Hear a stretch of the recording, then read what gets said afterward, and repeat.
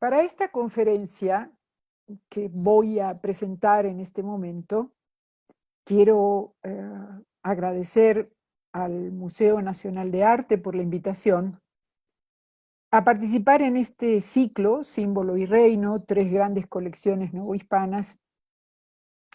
Me pidieron que hable de José Juárez, un tema muy querido y muy cercano, y voy a hacerlo desde una perspectiva, la construcción de capitales simbólicos en Nueva España. Para cumplir con este objetivo, organicé esta presentación en tres partes, que no involucra toda la obra de José Juárez, pero representa con claridad el tema a tratar. Pero veamos primero quién fue José Juárez, que forma parte, un pintor que formó parte de una dinastía de pintores con su padre, Luis Juárez. Siguió él, que nació en 1617 y murió en torno a 1662, dato que sale de un conjunto de documentos, su testamento de 1661 y un reclamo de la que ya se dice su viuda en 1662. Su yerno, Antonio Rodríguez, también pintor, claro, como era propio de esta práctica de los obradores de la época, Antonio, oficial en el taller de José Juárez, se casó con la hija del maestro.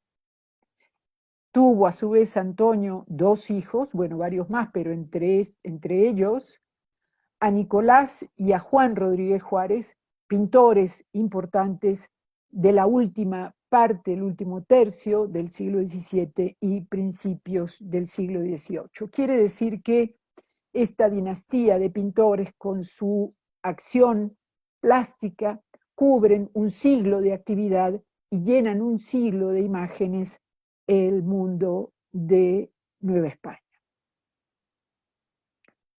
La tradición en la práctica de la pintura permite suponer que José aprendió el oficio con su padre, quien en esos años, hasta su muerte en 1639, tuvo una producción muy importante, producción que ha sido magistralmente estudiada por el admirado maestro Rogelio Ruiz Gomar. El obrador familiar se convertía en un activo heredable junto con las fórmulas y secretos del oficio y posiblemente una cartera de clientes, como diríamos hoy, tal como veremos un poco más adelante. Por este motivo es seguro que a la muerte de su padre, José se hizo cargo del taller y comenzó a contratar obra como maestro de pintor, pues desde 1640 ya hay documentos que así lo demuestran, de obras lamentablemente desaparecidas, pero que fueron registradas de 1640 a 1642, y un arco de ingreso que contrató con la Catedral Metropolitana. A raíz de la muerte de su padre, se levantó un inventario de los bienes de la casa familiar y se registraron algunas pinturas, dos de ellas de temas religiosos, un Echeomo y un San Francisco hincado de rodillas, ambas con marcos dorados maltratados. Esto permite pensar que había cierta antigüedad en las obras que ya no funcionaban en un taller, no eran parte del taller de la familia, sino que estaban en la casa. El inventario de bienes es de la casa de Luis Juárez y su mujer. Al estar en la casa, estaban funcionando de diferente manera. Las pinturas religiosas están demostrando las inclinaciones personales tanto de Luis Juárez como de su mujer, que eran terciarios franciscanos, y por lo tanto la devoción particular que obligaba una imagen en la casa familiar, así como el tipo de religiosidad que allí se podía practicar. Es posible que el taller de José Juárez se beneficiara de los contactos que Luis había dejado con los franciscanos, para cuyo convento en la Ciudad de México José Juárez pintó la comunión de San Buenaventura, un milagro de San Francisco, milagros del en ese momento beato Salvador de Horta, San Francisco con el ángel de la redoma, fechado en 1658 y hoy en una colección particular, y la aparición de la Virgen a San Francisco. Con lo cual, pretendo demostrar que se arma un discurso simbólico franciscano entre la piedad y la necesidad. Esta obra, que pertenece al llamado Museo de la Bola, muestra pues una de las pinturas de Luis Juárez, donde se ve con claridad este espíritu de devoción hacia el santo franciscano, rodeado por ángeles, el tipo angélico que hereda obviamente José Juárez de la práctica de su padre. Esta es la aparición de la Virgen a San Francisco a la que me estaba refiriendo. Se trata de obras, claro, de distinto calibre e intención. En esta que estamos viendo, la aparición de la Virgen a San Francisco, hay que señalar la división en dos registros, superior e inferior, donde la parte baja está ocupada por la aparición milagrosa de la Virgen al Santo y por el grupo de ángeles que rodea la escena, así como la parte alta está destinada a albergar el rompimiento de gloria y por lo tanto una gran luminosidad que destaca el hecho milagroso. El rompimiento de gloria crea además una sensación de gran profundidad. Así pueden diferenciarse con claridad dos zonas. Un primer plano y algo más de la mitad del cuadro, ocupado por un vibrante juego de luz y sombra interior que permite una articulación entre las figuras, y un segundo plano donde el rompimiento de gloria genera un espacio central iluminado plenamente y dos laterales oscuros. Esta sensación de profundidad también está creada por la forma de disponer a las figuras en el espacio, especialmente a los ángeles, 7 del lado izquierdo y 2 del lado derecho. La articulación por medio de la luz se refuerza por la gestualidad que organiza un ritmo de comunicación por el color y la definición del dibujo, además del tamaño. Los ángeles son monumentales, heroicos, pero al mismo tiempo alegres y sensuales, especialmente los dos primeros de cada lado, que al estar dispuestos de frente y espalda, abren y cierran la lectura de la escena milagrosa como si fuera un biombo. El tratadista español Francisco Pacheco, a la vez veedor por parte de la Inquisición del cuidado de la ortodoxia de las imágenes, recomendaba que los ángeles débense pintar en edad juvenil, de 10 a 20 años, que es la edad de en medio, como dice San Dionisio. Representa la fuerza y valor vital que está siempre vigoroso en los ángeles, mancebos, sin barba, de hermosos y agraciados rostros, vivos y resplandecientes ojos, aunque a lo varonil, con varios y lustrosos cabellos, rubios y castaños, con gallardos talles y gentil composición de miembros, argumento de la belleza de su ser. Si bien la obra de Pacheco se publicó de manera póstuma en 1649, estaba escrita desde 1638 y se puede considerar que resumía las tradiciones iconográficas imperantes en el mundo hispánico. De ahí la relación entre ambos textos, el del tratadista español y el del pintor novohispano, que convierte al primero en una descripción del tipo angélico de Juárez.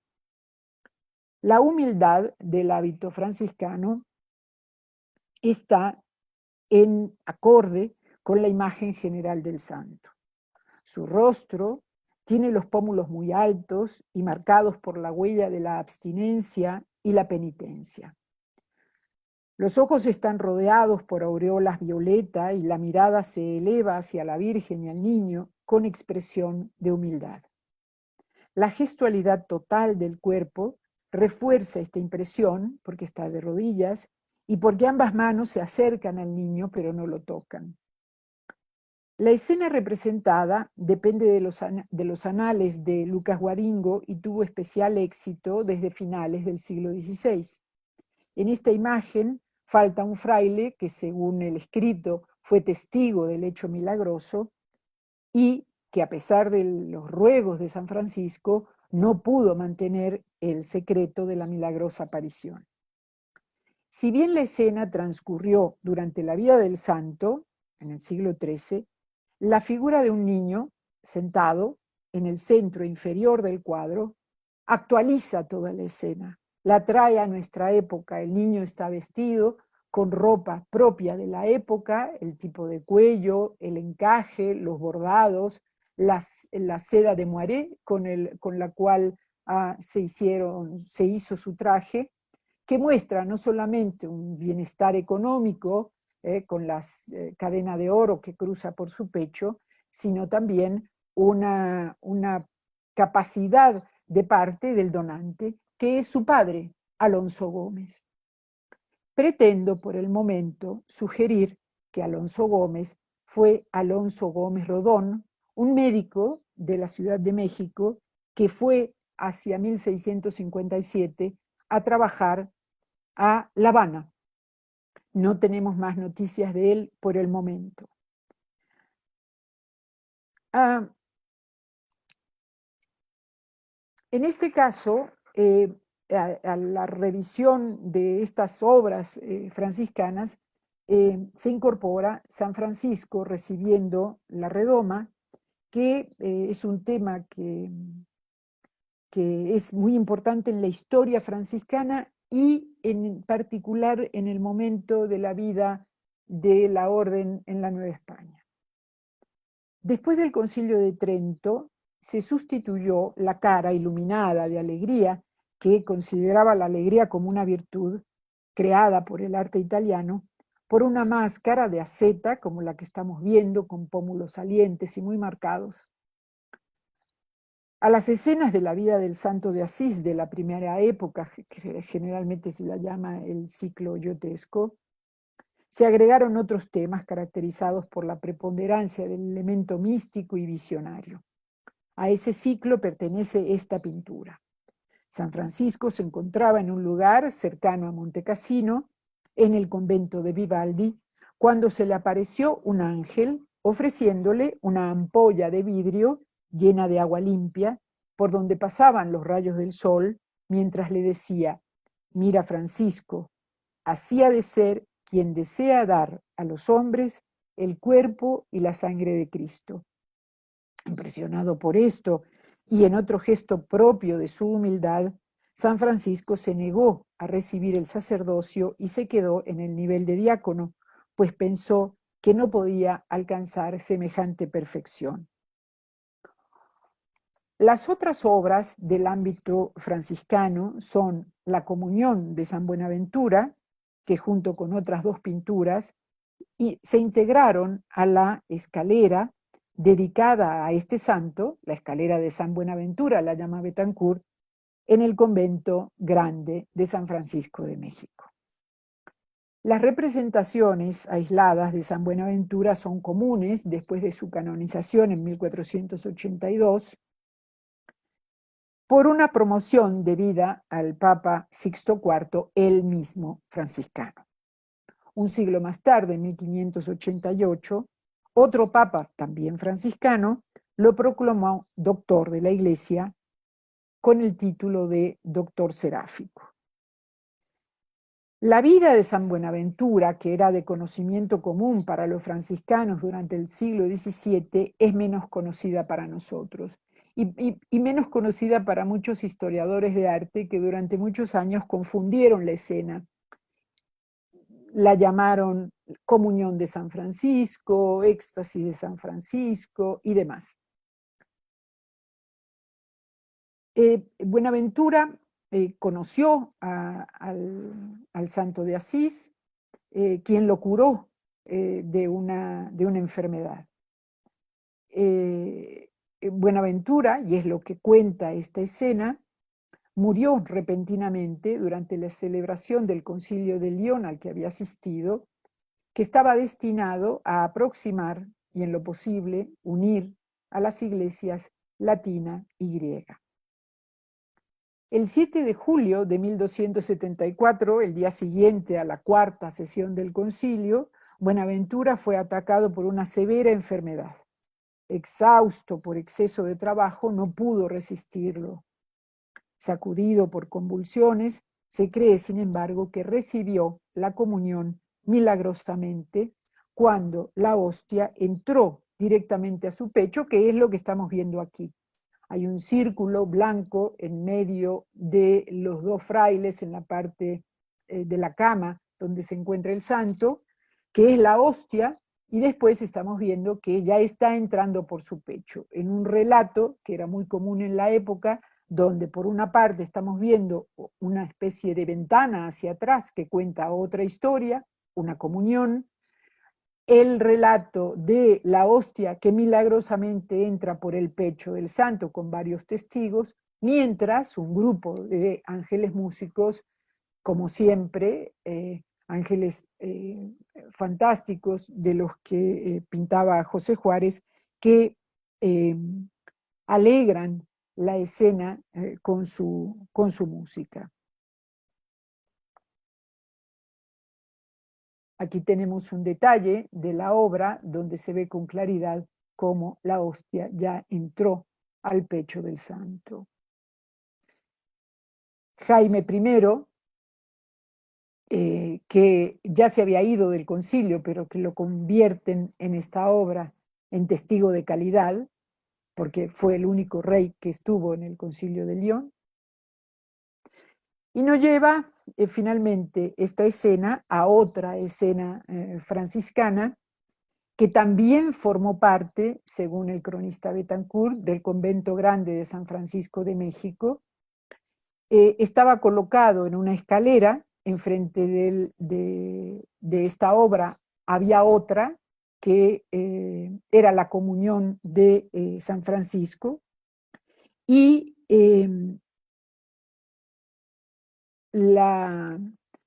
esta escalera llevaba a la sala de profundis. La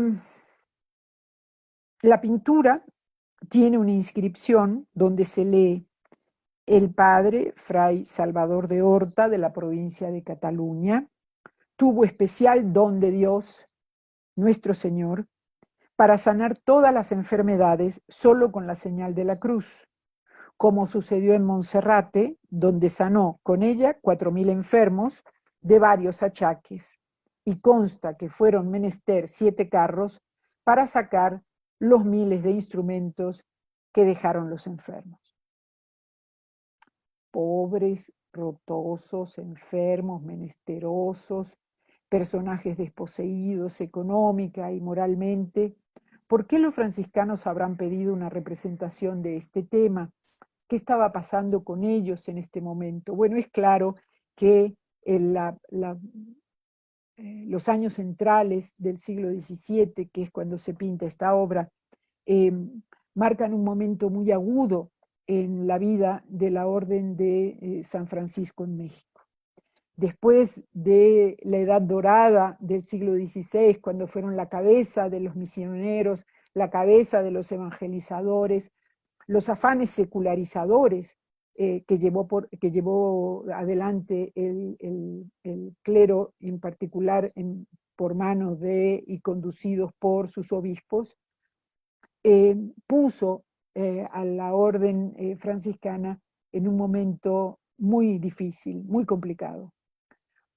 Si bien cuando se pintó esta obra ya había pasado el terrible trance de la acción del obispo Juan de Palafox, que tuvo muy fuertes enfrentamientos con el clero regular, justamente por la administración de los sacramentos, es decir, por estar cumpliendo con funciones exclusivamente sacerdotales, tanto los franciscanos como los jesuitas, quedó una sombra de desgracia sobre una orden que había tenido en la Nueva España uno de sus territorios más queridos.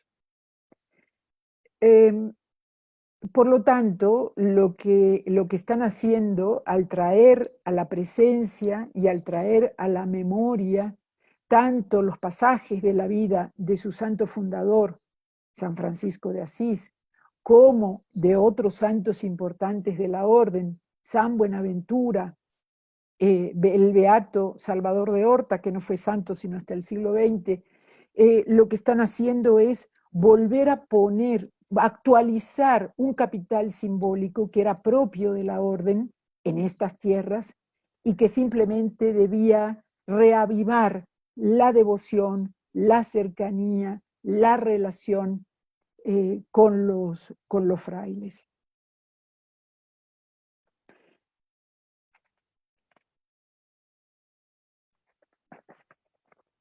Vamos a seguir ahora para cerrar esta primerita y corta parte de este ciclo franciscano, el milagro de San Francisco. Este milagro de San Francisco, que quizá sea el que se encontraba enfrente de la escalera mencionada hace un momento, la que llevaba a la sala de Profundis, enfrente, por lo tanto, del Beato Salvador de Horta, tiene una especial importancia. La escena ha sido reproducida, especialmente en Sudamérica, ha tenido un éxito extraordinario. Narra el momento en que San Francisco, que estaba de visita en una casa, hizo que abrieran un arcón y de ahí salió un niño que llevaba 2 manzanas en la mano. El niño había tenido un grave accidente doméstico, se había caído en un caldero y se había quemado con agua hirviendo. Lo guardaron entonces en un arcón para que los padres no se enteraran de este asunto, y el santo muestra el arcón, hace que lo abran, sale el niño y sale vivo. Pero además de eso, la escena que supuestamente sucedió en el siglo XIII, pero como ustedes ven, todos los actores de la escena están vestidos a la moda de principios, diríamos, del siglo XVII. También se observa que preside esta escena una imagen de Santa María la Redonda. Esta fue titular, y sigue siendo titular, de la iglesia ubicada en la actual Colonia Guerrero, el antiguo barrio de Cuepopan, uno de los 4 barrios en los que estaba dividida la antigua ciudad de México, Tenochtitlan. Santa María Cuepopan formaba parte de la parcialidad indígena de San Juan Tenochtitlan.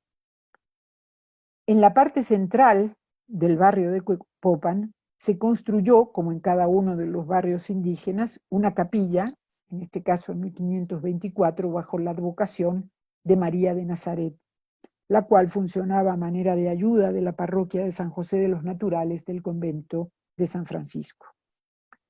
Se cuenta que el sacerdote Rodrigo de Sequera trajo de España cabeza y manos, se las entregó al padre guardián del templo y este se las dio a una señora indígena, piadosa, quien se encontró con 3 entalladores que desaparecieron, y días después ella fue a ver qué estaba sucediendo y se encontró con que la imagen ya estaba terminada y los escultores, digamos, ya habían desaparecido. Con lo cual se le dio un origen milagroso a la imagen de Santa María la Redonda, cuya devoción fue impulsada por los franciscanos y cuya presencia coloca al milagro de San Francisco, la pintura de José Juárez, en el corazón de uno de los barrios indígenas de la antigua Ciudad de México.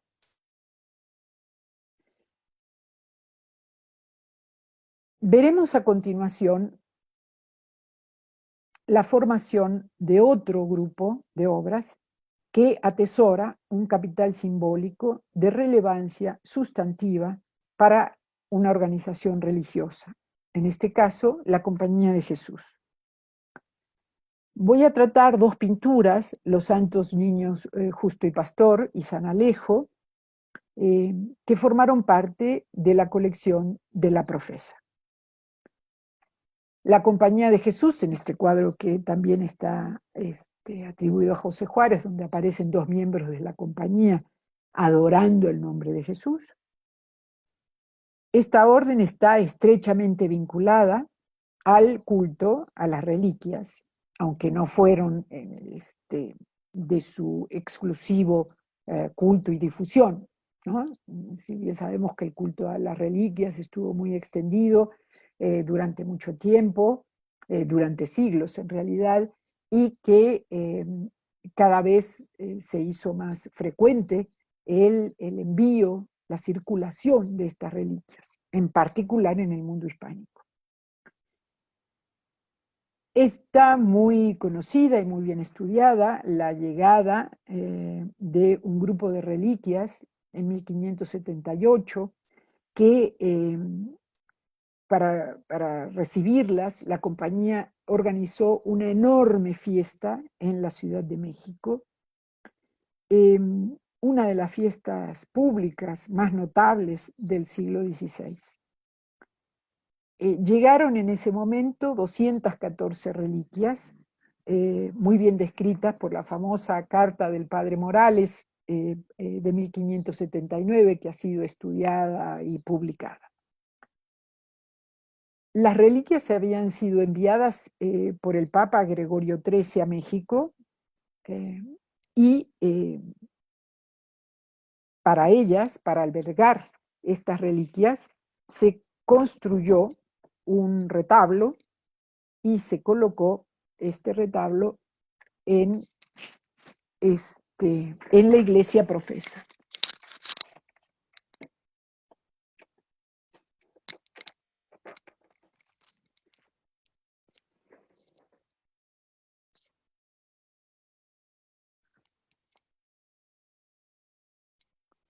En ese, debo esta noticia a mi querida amiga Gabriela Sánchez Reyes, que se dedica a estudiar reliquias y relicarios, y que me dijo que estos cuadros, los dos fantásticos martirios que se conservan en el Museo Nacional de Arte, el martirio de San Ponciano y el martirio de San Aproniano, fueron colocados al lado del retablo de las reliquias en la iglesia de la Profesa. Esto es, las dos escenas pintadas por Baltasar de Chaveorio en las primeras décadas del siglo XVII, funcionaron alrededor de las reliquias, al lado de las reliquias, activándolas, ¿sí? Aquellos pedacitos, aquellos fragmentos de huesos se convirtieron realmente en cuerpos discentes en el momento en que se colocaron al lado de ese retablo. Como se puede ver con absoluta claridad en las magníficas pinturas de Chaveorio, el énfasis en las escenas está puesto en el momento mismo del martirio. Esto es, en el momento mismo en que o van a quemarlo o van a cortarle la cabeza, en el momento claro del sufrimiento que el mártir, el cristiano, acepta con la fe que tienen en una vida futura. En ambos cuadros, desde la parte superior, aparecen en un rompimiento de gloria o las coronas o la palma que marcan el triunfo a través del martirio. En la pintura de Ponciano, que vemos a la izquierda, un niño en la parte inferior lleva una cartela, además completamente clara acerca de las intenciones de las pinturas, porque dice: si Roma, ingrata y cruel, hoy a Ponciano atormenta, México, alegre y contenta, se enorgullecerá con él. Esto es, de Roma del Caput Mundi, del centro del mundo, de la capital católica, del centro del mundo católico, habían llegado estas reliquias que se activaron a partir de la presencia de estos dos mártires pintados por Echave. ¿Qué relación tienen con la pintura de Juárez?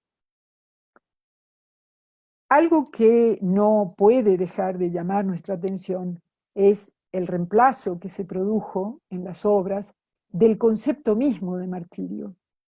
Mientras el ejemplo en las obras de Echave Orio estaban puestas en el cuerpo sufriente y en esos mártires en el dolor, en la gran pintura de José Juárez para la Iglesia de la Profesa, esas escenas de dolor y de sufrimiento pasaron a la parte de atrás. En las dos ventanas vemos cómo, después podemos volver a esto, podemos ver en una cómo los niños están siendo castigados y sus espalditas están sangrando. Aquí se ve con mayor claridad. Sin embargo, esta parte del cuadro es la que se ve lejos, es la que se ve distante, a pesar de los pesares y a pesar de que lo hubieran puesto cerca, digamos, no a grandes alturas, no es lo prominente. Lo prominente es la figura de los dos niños vestidos de nuevo como escolares a la moda de la época, con las tablillas de la escuela, con el abecedario escrita, que en una escena de gran alegría están recibiendo coronas de flores, mientras angelillos tiran flores desde el cielo. Esto es, se ha reemplazado la idea de martirio. Si la intención era que las pinturas funcionaran como ejemplos para, sobre todo para los miembros de los jóvenes que se educaban con la compañía y la propia compañía de Jesús, eh, eh, estos niños ahora están mostrando la glorificación. Al lado de esta pintura, que tiene estas características tan interesantes acerca de alejarse del sufrimiento y acercarse a la alegría. Si comparamos las pinturas de las que estábamos hablando, se ve con claridad el desplazamiento de interpretación y una nueva acumulación simbólica por parte de la Compañía de Jesús, que intenta mostrar cómo también con sí, el sufrimiento, pero también con la alegría, se llega y se consigue el ejemplo y, por supuesto, el cielo. Las dos pinturas, la anterior, Los Santos Justo y Pastor, y esta que estamos viendo, el San Alejo, estaban unidas por un marco. Una viejísima fotografía que me mostró hace muchos años el profesor, querido y recordado profesor Javier Moisén, se ve cómo compartían un marco, es decir, compartían el mismo marco, estaban unidas. Pero, sin embargo, esta pintura tiene una historia muy triste, como muchas otras obras de nuestro arte del periodo virreinal. Desde 1947, por lo menos 1939, 1940, la obra estaba desaparecida. Cuando comencé a buscarla, a finales de los años 70, principios de los 80, me dijeron en la Pinacoteca Virreinal de San Diego que ahí no había nada. Inclusive alguien me dijo: ¿usted cree que si yo tuviera un José Juárez lo tendría enrollado y tirado en una bodega? La mano amiga y generosa de un gran restaurador querido amigo Tomás Urián, fue a buscar a la bodega de la Pinacoteca Virreinal y efectivamente en un tubo, en un sonotubo, estaba colocado, enrollado, la pintura de San Alejo, que salió de su sitio y fue restaurado justamente para incorporarse a la colección fundacional del Museo Nacional de Arte. San Alejo no es un mártir así sangrante, golpeado, doliente en sentido estricto, sino que se muestra como un héroe del ascetismo, del abandono de sí mismo, del abandono del mundo, del abandono de todas las riquezas del mundo que están simbolizadas en la parte inferior del cuadro por joyas, oro, plata, ¿sí? Y que él abandonó para irse a vivir a la casa de su padre, que es lo que significa el cuerpo de San Alejo debajo, al costado de esta escalera, y ahí fue donde murió y donde lo encontraron. El ascetismo y la renuncia a los placeres mundanos como una vía heroica hacia la santidad ejemplar.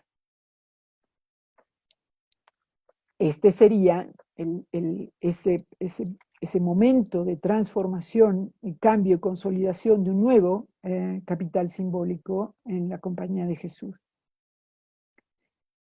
Este es un detalle fantástico del cuadro de San Alejo. Nomás lo muestro para ver cómo la moda de la época muestra a estos alabarderos trajeados con vestidos de principios del siglo XVI y que hacen que se convierta en una historia actualizada y viva. Voy a cerrar la presentación con lo que llamo el sistema icónico guadalupano como un capital simbólico, social, identitario. Y tiene este sistema como centro una pintura que se encuentra en el convento de Ágreda, en Soria, y que fue publicada, creo, por primera vez en 1992 y conocida, y desde ahí se empezó a conocer. Todavía no se había podido leer con claridad la cartela, donde se indica, pues, que se trata de un verdadero retrato y copia puntual de la imagen de Nuestra Señora de Guadalupe, milagrosamente aparecida en la Ciudad de México a 12 de diciembre de 1531, tocada al original. Bueno, ya sabemos lo que eso significa. Está firmada por Juárez en 1656.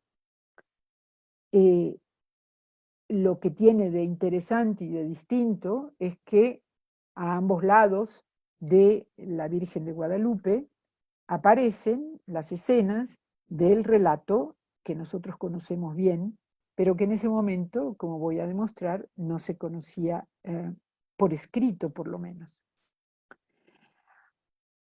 En las escenas hay inscripciones que describen de manera puntual los hechos asociados al milagro guadalupano.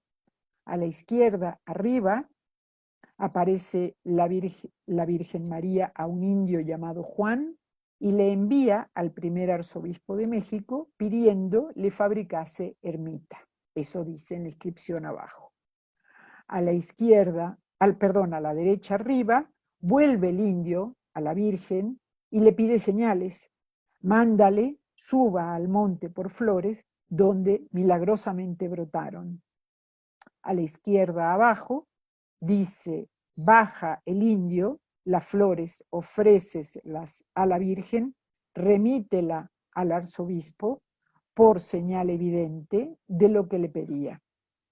Y a la derecha abajo, dice, presenta el indio las flores en nombre de la Virgen, entre ellas se descubre pintada su imagen en la manta o vestidura.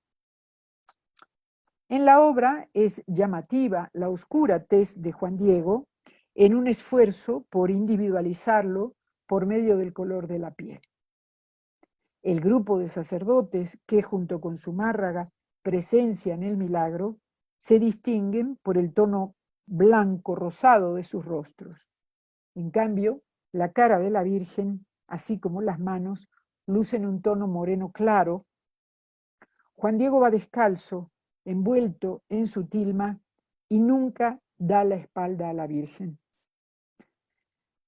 Juárez resolvió el relato con una enorme sencillez, utilizando recursos de plena luz y sombra que permiten entender la luminosidad sobrenatural provocada por la aparición milagrosa.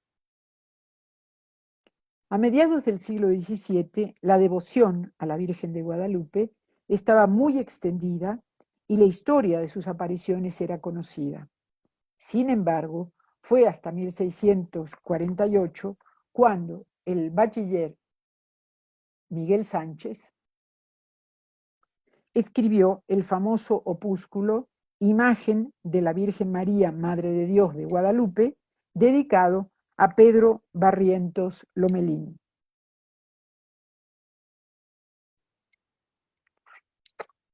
En ese momento, tesorero de la Catedral de México, y que lleva también, libro que lleva también, dos aprobaciones. Una del doctor Juan de Poblete, chantre de la misma catedral, y la otra de Fray Miguel Rosas, agustino del Convento de México. No es casual que José Juárez pintara dos retratos de Pedro Barrientos. Uno, que es el que es este que estamos viendo en blanco y negro, que pertenece a la colección del Museo Nacional de Historia, absurdamente repintado, que apenas permite adivinar la mano diestra de José Juárez. El otro se encuentra en la Catedral de Durango, firmado y fechado por el pintor en 1655. Quise hacer un antes y un después, porque así llegó a la Ciudad de México desde la Catedral de Durango, tal como lo vemos del lado izquierdo, inclusive esa mancha blanca que se ve en el centro sobre el alba del obispo era una pintura al aceite. Y así restaurado, que fue restaurado para la exposición que se hizo en el Museo Nacional de Arte sobre José Juárez en el año 2002. Vamos a detenernos en este personaje, Pedro Barrientos, clave para la historia guadalupana y para esta propuesta de lectura que considera la importancia de la obra de José Juárez en la creación colectiva de un capital simbólico social, identitario, en torno a la devoción guadalupana. Pedro Barrientos nació en la Ciudad de México y fue educado en España, donde acudió a la Universidad de Salamanca. Regresó en 1622 y se integró a la Universidad de México, donde obtuvo el grado de doctor y donde fue rector en varias oportunidades. El primer encuentro entre Pedro Barrientos, que en 1640 era ya tesorero de la Catedral de México, y nuestro pintor José Juárez, se dio en el año que acabo de mencionar, 1640, cuando Juárez fue contratado para hacer un arco en honor al arzobispo Feliciano de la Vega, que llegaba de Perú, pero que lamentablemente murió en el viaje. Este contrato marca el inicio de varias obras que hizo Juárez para el mismo recinto y que se encuentran en la capilla de reliquias de la Catedral de México. Una oración en el huerto, firmada y fechada en 1646 y hecha devoción de don Juan de Poblete, quien en ese año había conseguido la promoción a chantre de la catedral, y otra con el tema de Jesús se despide de su madre, firmada también y con una cartela que indica que fue hecha devoción de don Nicolás de la Torre. No pude resistir la tentación de mostrar el cuadro que firmó Baltasar de Chaveorio para la Catedral de México, Las lágrimas de San Pedro, así está identificado en un inventario de 1632. Pero resulta que el que realizó el inventario en 1632 era Nicolás de la Torre, quien anotó en el mismo inventario Las lágrimas de San Pedro, donde está el retrato del racionero Torre. Esto es, se identificó a sí mismo y lo dejó registrado. No pude resistir la tentación porque es un caso típico de estos canónigos que tienen 30, 40 o más años de vida capitular y que se constituyen en una fuerza de la corporación, del cabildo en las catedrales, y que en este caso llega desde haber financiado, pagado, donado la obra de Baltasar de Chaveorio en 1618, donde se hace retratar, hasta, vamos a ver, hasta que fue elegido, obispo de la Catedral de La Habana, donde finalmente murió a los 2 años de llegar. Pero, ¿por qué me detengo en esto? Porque vamos a ver que el mismo Nicolás de la Torre, de quien estamos hablando y estábamos viendo su retrato hecho por Baltasar de Chaveorio, fue el que financió, solicitó este cuadro, la despedida de Cristo, de su madre, esto es un momento de intensa emoción, y que en la parte de abajo, en el ángulo inferior derecho, vemos, bueno, en este caso, un fantástico San Pedro, de una fuerza extraordinaria, que dice: a devoción del ilustrísimo señor, don Nicolás de la Torre, obispo de La Habana, deán que fue de esta santa iglesia. Otro caso de patrocinio importante es esta obra que está en la misma capilla de reliquias de la Catedral de México, también firmada y fechada por José Juárez, pero donada por don Juan de Poblete, otro de los canónigos importantes de la catedral, que fue muy reconocido y estudiado por Antonio Rubial en relación con los famosos panecillos de Santa Teresa. En este caso, es obvio que el modelo, y esto a mí me interesa muchísimo, porque creo que con José Juárez empieza a suceder algo muy interesante, y es que es él, a mediados del siglo XVII, cuando empieza a mirar hacia atrás, no muy lejos, hacia atrás, donde comienza a citar a los grandes maestros que lo habían antecedido.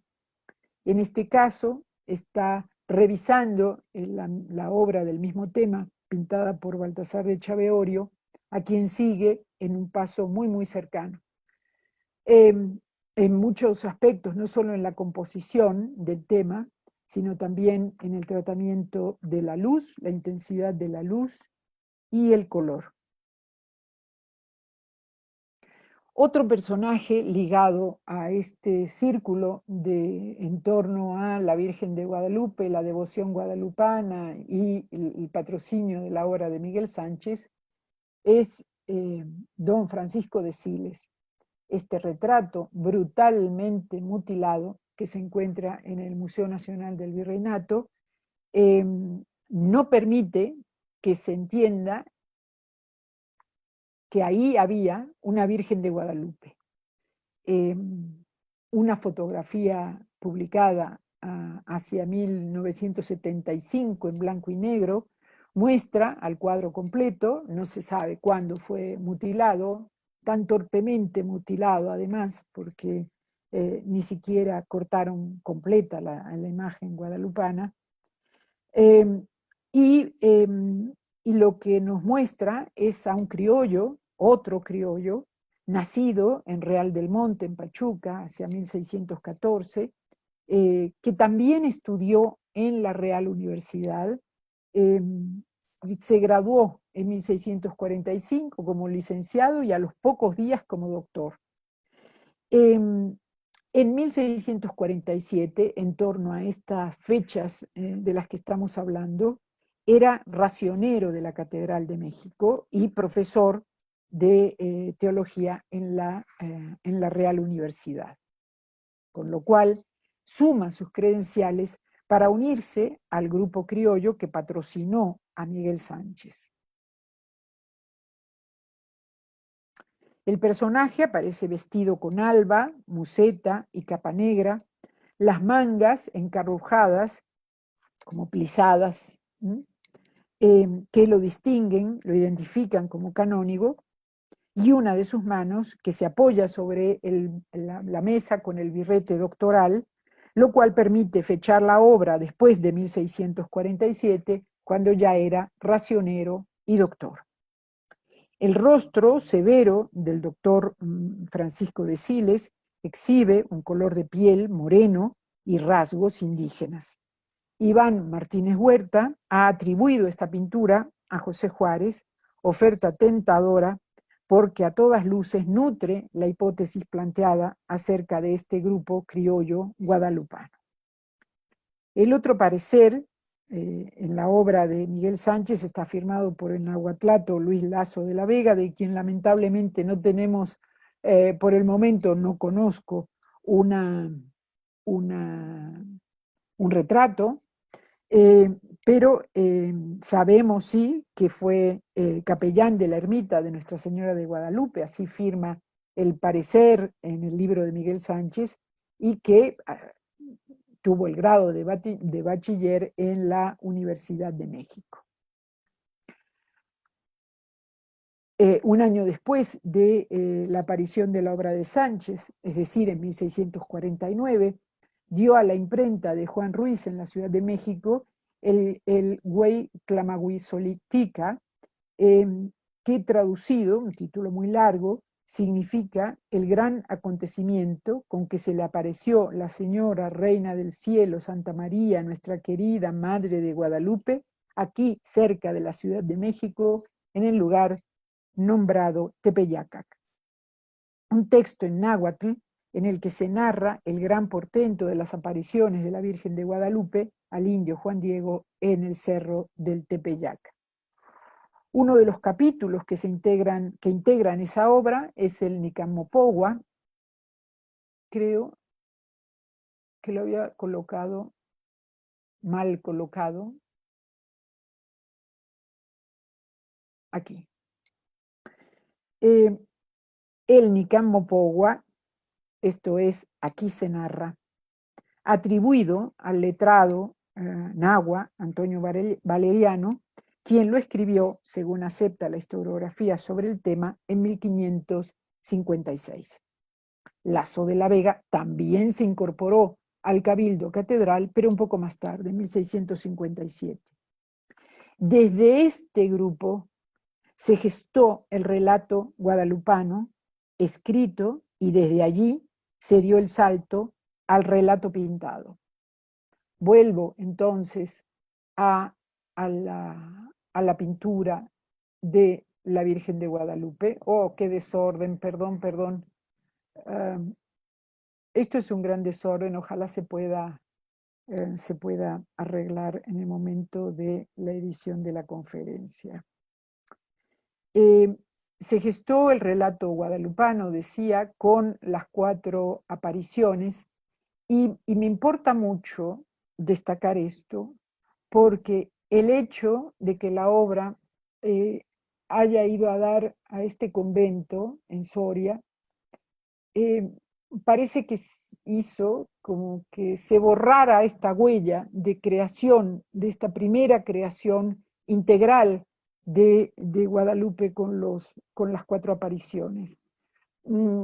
Acción que se relaciona con una pintura de Juan Correa enviada al Papa años más tarde, de la cual derivarían los grabados de Matías de Arteaga y Alfaro, ¿no? A quien inclusive en muchas oportunidades se le da la creación, el crédito de la creación de esta iconografía guadalupana. Pero creo que hay que insistir en que el cuadro de la Virgen de Guadalupe, con las 4 apariciones, ubicado en este contexto, se constituye como la suma de un capital simbólico forjado entre los diversos grupos en tensión sobre el monopolio de la imagen. Esto es, indios y criollos, privilegio de los primeros ante quienes apareció, y elaboración teológica de los segundos, quienes vieron en su patrocinio el estímulo de la unidad en la diferencia. De una manera sencilla y emotiva, Juárez puso en imágenes el prodigio guadalupano, sin más protagonistas que Guadalupe y Juan Diego, ni ángeles, ni más flores que las milagrosas rosas hechas color sobre la tilma del humilde indio. Espero que les haya interesado esta conferencia. Agradezco muchísimo al Museo Nacional de Arte por la invitación y me despido de todos. Hasta la próxima. Gracias.